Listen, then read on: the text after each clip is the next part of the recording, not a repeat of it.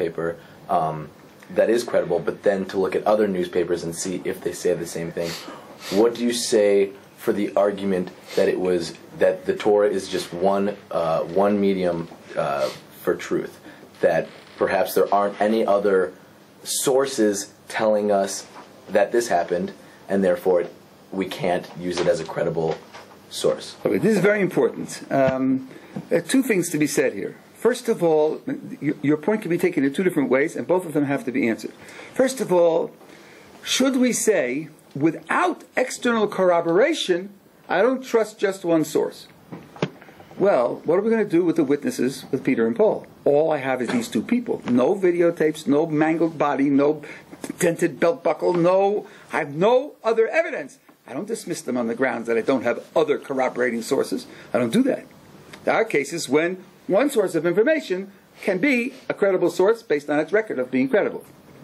So if the suggestion is, without corroboration, I never trust a source, that's for sure not correct. Your parents told you what you did. There's no external corroboration. Doesn't mean you should throw out everything they say. If they prove to you that they're reliable reporters, you should trust what they say.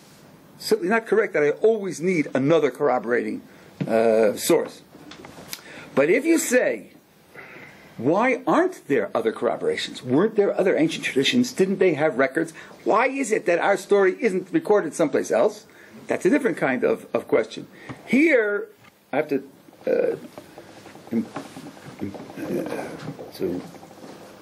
suggest to you that you make use of the following piece of analysis. When someone asks, why isn't there X? Where is X? Why is X missing? Step back a step and ask yourself, why would I have thought X should be there? It's only missing if I had reason to think it should be there, and it isn't there. Now, look at the records of ancient peoples. Do ancient peoples have records of other people's religions, other people's miracles, other people's successes? No, they don't. The Assyrians don't write about the Babylonians. Babylonians don't write about the Assyrians. None of them do. So if you ask, why didn't the Assyrians write about our tradition? The Assyrians didn't write about anybody else's tradition. So it's not expected there should be other records of that kind. That's crucial when someone asks, where are the other records? To step back and ask, why would you think there would be other records? Are there parallels of other records that you're saying, these parallels exist and those don't? Similarly to the Exodus from Egypt. Why aren't there Egyptian records of the Exodus from Egypt? Answer, the Egyptians never wrote down their defeats. They only wrote down their successes. And that's true for ancient peoples in general. They never wrote down their defeats. So we wouldn't expect them to write this down. Since we wouldn't expect them to write it down, the fact that it's not there is perfectly all right. Indeed, it's perfectly consistent with everything else we know. So be very careful when you worry about missing items, archaeologically or in terms of records. You have to be very careful to take this step back and ask yourself, why should I have thought they would be there? So that when they're missing, I have to worry about it. Yeah. On that last point, don't we have a midrash that says that before the Torah was given to the Jews at Mount Sinai, that God went to all the other nations to see if they wanted the Torah, and they rejected it? Okay, this is very important. This midrash is not really widely understood.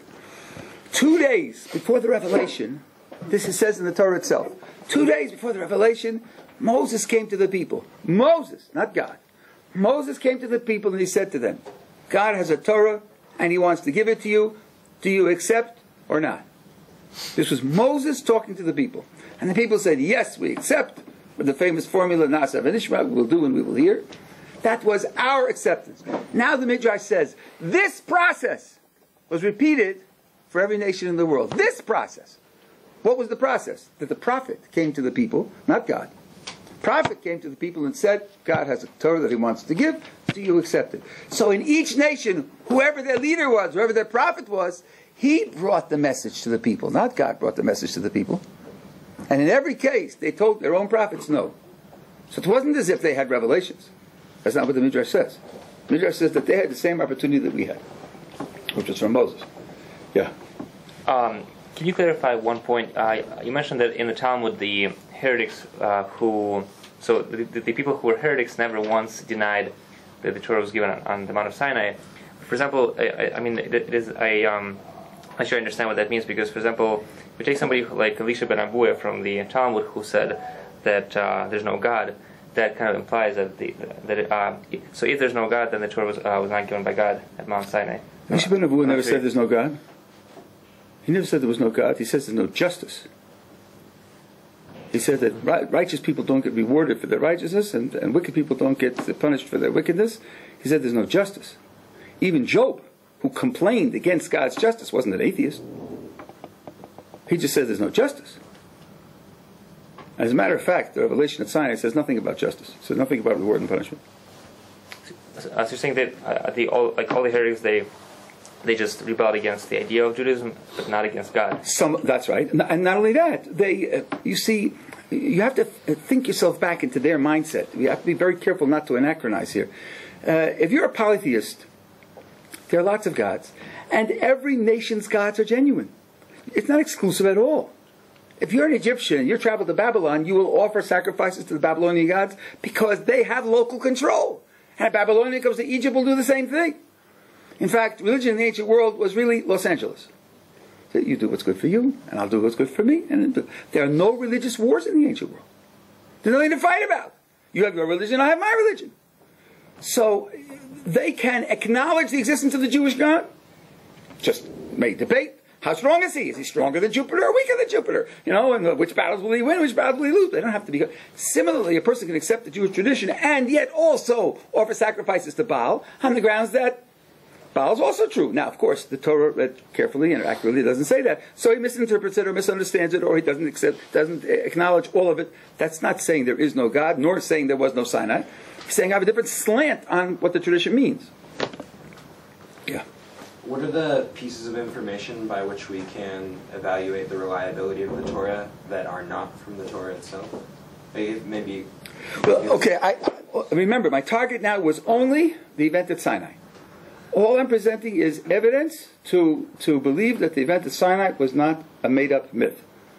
There's a gigantic job left over with respect to the oral tradition and with respect to the history and all the rest. That's a separate job. I'm only doing this one job at the moment. You're quite right. There's a lot more to be done. Yeah.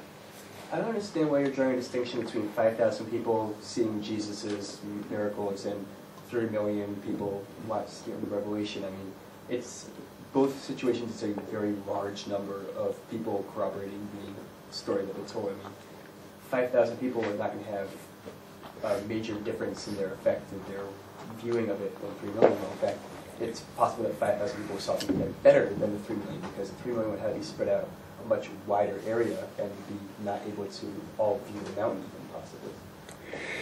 Well, there are two reasons for doing it. The direct reason is I have a category with no failures. And if you have another event which you will regard as a failure, and it doesn't fit my category, that's a good enough reason to exclude it. To exclude it, we know that in that case it fails, and we have no failures in this case, so this case is empirically the one that proves that it's reliable. But there's a little bit more to it than that. Imagine making up the story 50 years later. Imagine making it up. They say, our leader, of blessed memory, our leader, one Sunday afternoon, took 5,000 of his followers out into the park where there's a nice-sized lake and took a stroll on the lake. And all 5,000 viewed it. Now, I'm in the audience. He's telling this to me. And I say, gosh, that's pretty remarkable. How come I don't know about it? How come everybody doesn't know about it? 50 years ago? If it really happened, how come it isn't public knowledge? Why does he have to tell me? But then I can figure out an answer. He says it was 5,000 people. In the local area, there are 150,000 people. Why would I have known about it? Was my great-uncle there? Probably not. Was my great-grandfather there? Probably not. Were my cousins there? Probably not. So maybe it happened to those 5,000, and they told their children and so forth and so on, but other people didn't hear about it. It didn't make such a big impression. Then you can sell it. 50 years later, you can sell it even if it didn't happen. But now if you say, everybody in the region saw it, then I'm going to say, wait a minute, you're telling me that my grandfather and my great uncle and all my great cousins and all that, they all saw it and I don't know about it? How come? How could that be? That's the difference.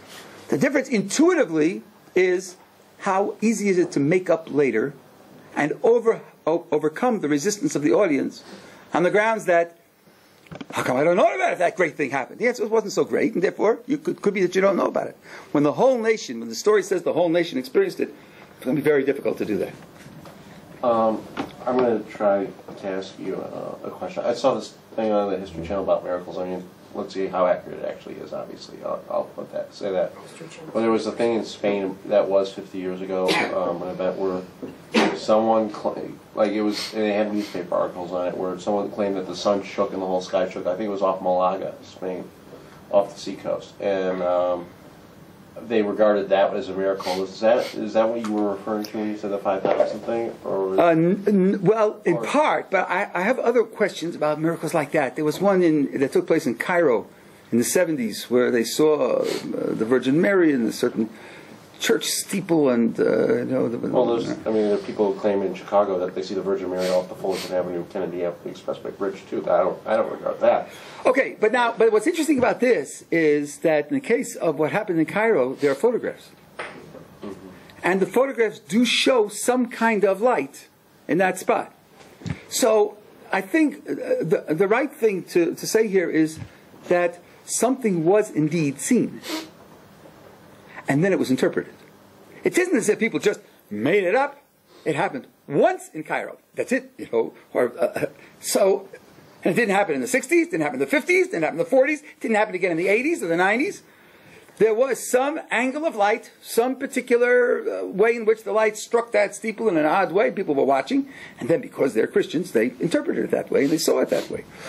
So I would say the same thing is probably true here. If a large group of people see the sun shake, it could be the clouds that created that illusion, and then they interpreted it in terms of their religious tradition. When I was a kid, we went down to North Carolina. There's a place where they said there were lights, most nights, red and white lights on the top of a mountain. Totally deserted place. I went down with my brother and with a friend, and we went up to the top of the mountain. The daytime was totally deserted. And we went to a facing mountain, and by golly, that night, there were the lights. And they were coming and flashing and turning and moving. Turns out that 50 miles away, there's a highway, and there's often a temperature inversion in between, which creates like a mirror, and it was the lights from the highway. Now, the lights are genuine. And then someone could say, I saw the spirits on the mountain. But he saw something. He really saw something. It isn't as if he was making it up. Right? That sort of thing does happen. Yeah. So, according to that argument, could you say that what all these different things that happened, yeah, they happened, but not necessarily that's what was happening? Like, couldn't that just be an interpretation? Well, in a way, you're right. All I said was, this isn't a made-up event. Yeah. It isn't just created as a bedtime story and then becomes believed. What happened exactly there? That's a separate step in the argument. I agree. But I would say when you have a large class of eyewitnesses and they tell the same story, other things being equal, you accept the story within the limits of their competence, and you don't say that it was something else unless you have evidence that it was something else. Right? Yeah. Isn't that what happened on Ohr Somayach? They heard something and Moses interpreted it for them? Not at all. It says explicitly they heard God's voice, and they say we know that we've seen that God speaks to man, and we heard His voice from the mountain, and we don't want to do it anymore because we're afraid we're going to die. Just for the first two mitzvahs? No, it isn't so. It's a complicated story, but the text is very clear. The text is that they heard God's voice, and they heard the words. Yeah. How do you explain the Quran's claim that, I think the walls of Yerushalayim or something turned red for 3 days? I don't know if it was the walls of Yerushalayim, but some city turned red for 3 days. Well, I want to know whether you have...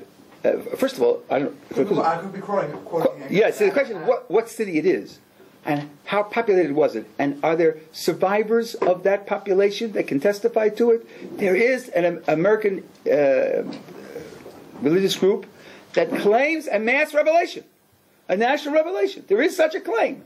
Only, if you read the story carefully, they tell you that all the people who experienced revelation died out. They all died out. And we now have a prophet who tells us about that national revelation. That's not my source. My source is where you have a